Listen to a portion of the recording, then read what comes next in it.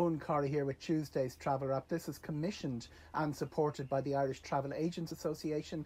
The views here are my own. We revealed on Friday Ryanair's plan to put 40% of the fleet back in the sky in July. A little more shape on that in the last few days.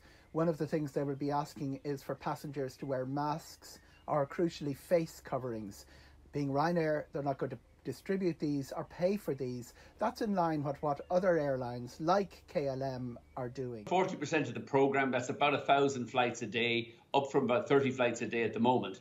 But we think those flights will probably be between 50 to 60% booked, lower than our normal load factor, but it's important we get the business back moving again and offer people a holiday before the schools restart in September. The future of aviation as it's shaping up is all about disinfectant. That's what the airlines are doing. They're publicising that heavily. It's going to be about masks worn on board by the crew and by the passengers. That's already a regulation in Canada and with some airlines like KLM. And it's going to be about temperature checks and even COVID-19 checks. We've seen this introduced in some airports. Helsinki is an example. Vienna is an example. It costs €190. You wait 3 hours for the result. It will take a while for the scientific and health authorities to decide whether this is valid enough for them. But at the moment, the aviation authorities need something to work on. That's what they're working on. Everything will have cost implications. Social distancing on board, all the airlines say it's not possible. Figures of 20% load factor have been touted. That would bring the entire aviation model to a halt.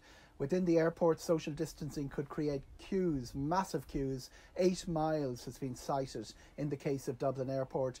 Different solutions have been touted, keeping people in their cars, rushing them through the terminal as fast as possible to get to the gates. But even then, boarding an A330 will create a queue of half a kilometre. And that's before we come to the messy bits like temperature checks. Who's going to pay for them? Dublin Airport, quite clear, they've no intention of paying. It's up to the airlines, they say, to bring their passengers safely to the gate and put them on board. What has changed massively in the last few days is the scale of the debate. People weren't talking about travel. Now they're seriously talking about how feasible a July start is for aviation.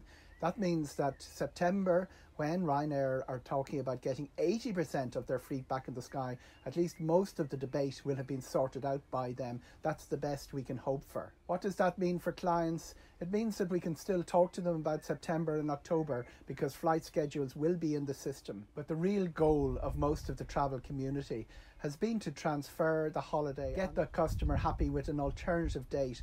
And the good news is that Ryanair has started loading the 2021 schedule.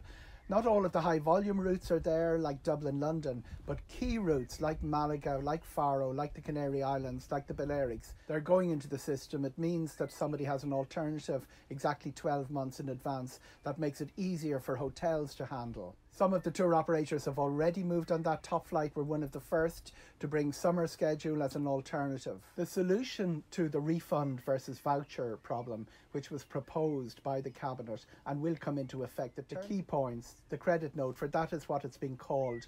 At the end of the 6 months, the travel agent or the tour operator must prefer a cash refund. It's a little bit different from what will be decided tomorrow in Brussels, if news reports are to be believed, that a 12-month voucher or credit note will be accepted across Europe and consolidated against EU 261, which is still in place. The credit note can be to the full value of the holiday or part of the holiday alongside a cash offering. It will be issued with a clear future redeemable date. And on that date, a cash offering for the value of the holiday must be preferred, or the option of a future holiday. Crucially, it will be state guaranteed, and that puts it back in the bonding system. It means that if any part of the chain becomes insolvent or goes down, that the customer will get their money. That gives travel agents the opportunity to say, we are your advocate, we are the person fighting for the customer amid all this turmoil with consumer law. It has always been the case. It's a message that got distorted in the unseemly row about refunds and vouchers over the last few months. A lot of work has been done tracking down and tracing customers by the travel agents of Ireland, not always their own clients. They haven't got a lot of credit for it, but it's time to say that they did hold their nerve and they did the right thing over the last 7 or 8 weeks. It's really a case of almost like cancelling and rebooking 20,000 holidays. It is really challenging. I think it's great to see Ryanair loaded right the way up to October 2021. That's brilliant because it just means that there's availability live in the system for us to suggest to consumers, okay, you wanted to go in July this year, you can go in July next year.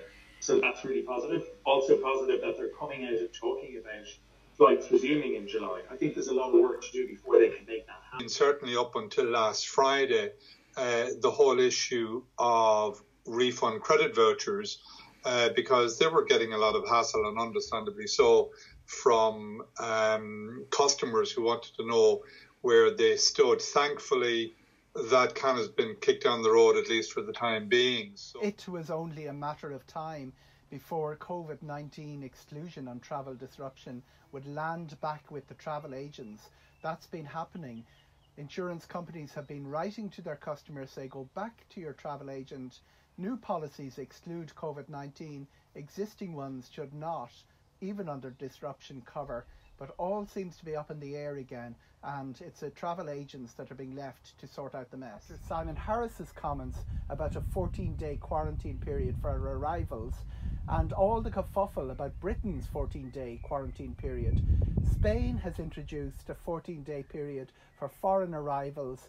That starts on Friday. It's due to expire with the rest of the emergency measures on May the 24th. But this is something that could delay our return to meaningful travel. What happens next is we have to get a clearer idea of the shape of the recovery. If we're looking at a recovery in September and October, the islands that are most likely to unlock, the first two will be Fuerteventura and Lanzarote, followed by Gran Canaria and Tenerife. The Balearics are in that queue, and a lot of Spain that's dependent on tourism, Valencia, Costa Dorada, Galicia, all of those regions. They're pointing out that tourist regions have a lower infection rate than major cities. That's really important to get across to the public. People who are understandably nervous about travelling again, even in Italy, in Lombardy, one of the worst hit regions, all those beautiful towns around Lake Garda were virtually unaffected. It is important to understand that as confidence slowly comes back into the sector. This is your forum. I want to hear about your concerns and the points that need to be got across. We will be talking to you again in Friday's Travel Wrap.